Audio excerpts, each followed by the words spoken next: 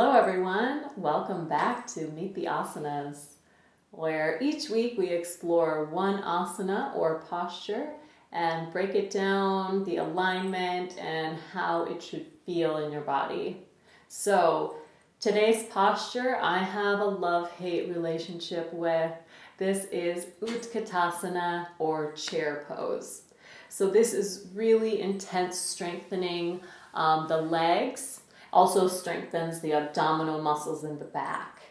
However, it's a really great posture, so I love it and I hate it at the same time because I know it's good. All right, so let's take a look at how to set this posture up.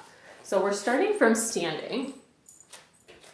I'll face the side so you can see kind of angles and everything. So you can bring the big toes to touch, or you can do this with the feet hips distance apart. So I'm going to teach it with the big toes touching because this kind of helps you keep the knees in line, because we want to keep the knees in one line here.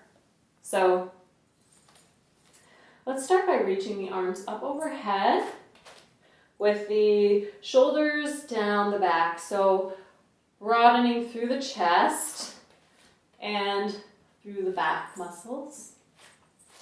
And then, as if you're sitting in a chair, bending the knees gently. Now, very important here is to keep the abdominals engaged.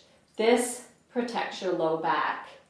So as if you're sitting in a chair, so we don't want to tuck under too much, and we don't want to pop our chest out too much, because this can be dangerous for the low back. So just think about keeping this straight from your tailbone to the crown of the head, bending as much as you can,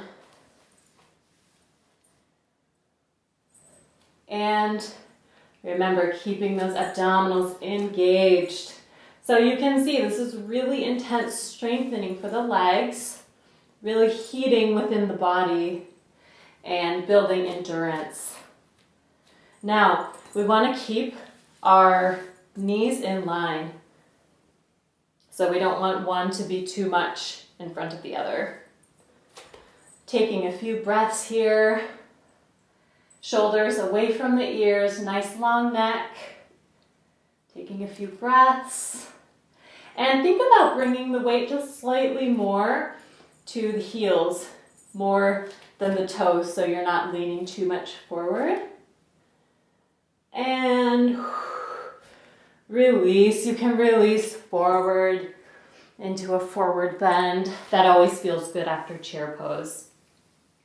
So I mentioned this can also be done with the feet hips distance. But the reason I taught it with feet together was so that you can be aware of where your knees are falling, so they're not shifting too much one in front of the other.